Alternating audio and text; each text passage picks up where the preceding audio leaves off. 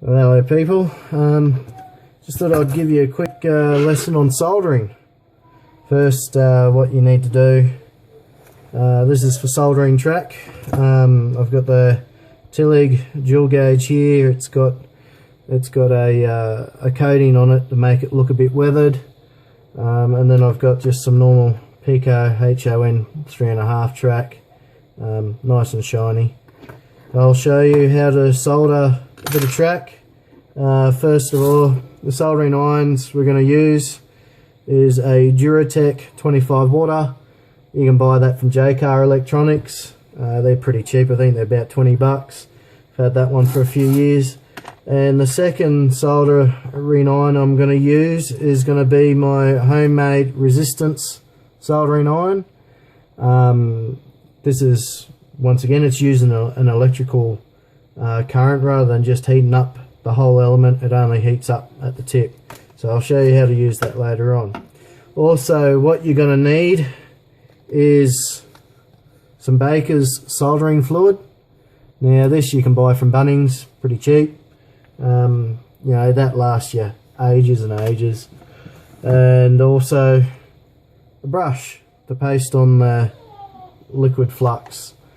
So the first stage, what we need to do is you make sure your track's clean. Now this Tillig stuff, because it's got a bit of it's had a chemical weathering on it, give it a bit of a scratch down. See that shiny, you know, until you see the shiny rail come through underneath.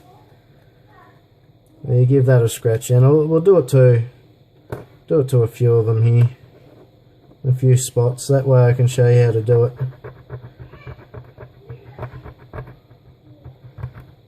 Now the whole point of soldering a track is you want the heat to get there. You don't want to get it too hot. If you get it too hot, you're going to end up melting your sleepers, and you don't want that. Okay, now the Pico stuff, sometimes you do need to clean it. Most of the time you don't.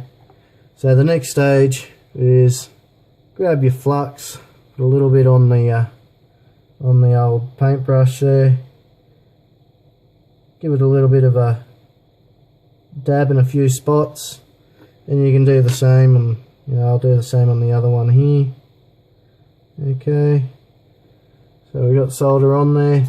Now we need to make sure the soldering iron's hot, which it appears to be. Now the solder that I usually use for doing track work is just, once again, it's just your cheap Duratec stuff. Get it from JCar. Now make sure your soldering iron tip is nice and clean. Make sure it's nice and hot. So that's melting. So that's nice and hot. So what we end up doing here, usually your track's laying down when you're doing this, but for the purpose of this video I'll show you doing it up. Put your tip of the soldering iron down near the flux, let it heat up a bit, and just dab it on. Simple as that. The same with the weathered track from Tillig. Just hold your, I'll do it like this, you just hold it there and solder it on. And there you go. You can see right there, a soldered bit of track, you know, you can see the silver there. You can also see the silver there. So, you know, feel free to put a nice amount on it. You don't want it to come up over the top of the rail head. If you do, you just get your file out. Just give it a gentle file. Make sure it's off the track. Now, after that, once you've soldered, the next step would be to just get a bit of wire. You know, a lot of people have drop wires down. So you get your wire, and you want to make sure that it's tinned before you solder it onto the track. So the first thing you do with the wire, obviously, get your soldering iron and tin it. So now there's lead on there, or solder, whatever your desired choice of lead or lead-free solder. When you go to put it on the track, I find that if you do a little bit of a kink in the wire first, yeah, it's a bit excess there, so we'll trim that down. Right, you kink it, you come to your solder joint. Now that the solder part's already there, you hold your wire up to it. It's just as simple as heating it up, letting it solder in, and done. Once again, you may need to come back later, give it a little bit of a clean, give it a feel with your finger. If you don't feel anything over the head of the rail, you're fine. And there you have it, wire soldered on, you know. And if you want, I mean, for the purpose of this video, I'll show you anyway. If you got yourself a multimeter, which I do here, you can, if it wants to work, which it doesn't, there we go.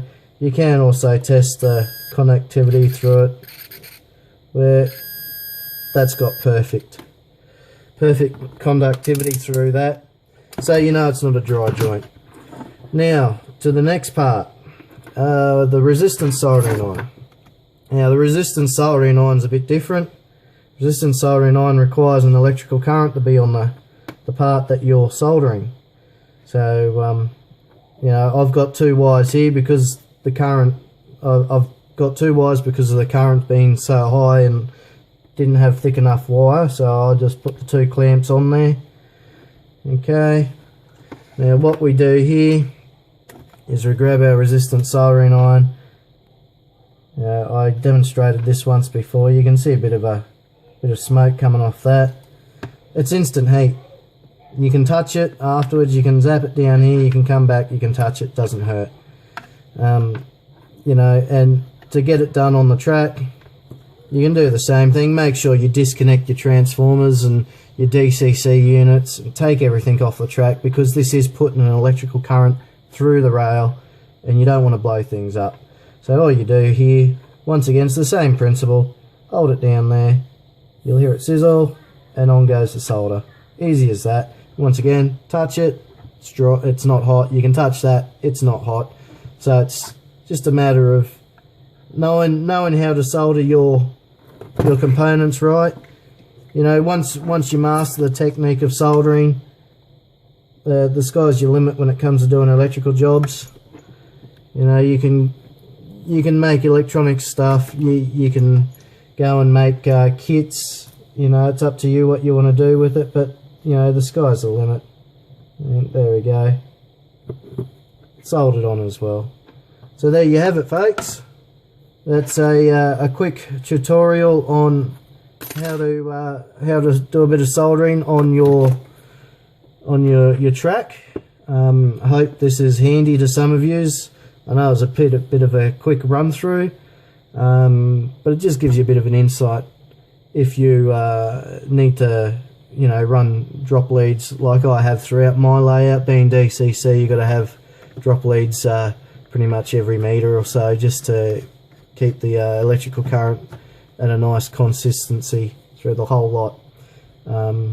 So yeah, hopefully this is handy to some of you guys, and you know, I hope you pick up from it and learn from it. Thanks again.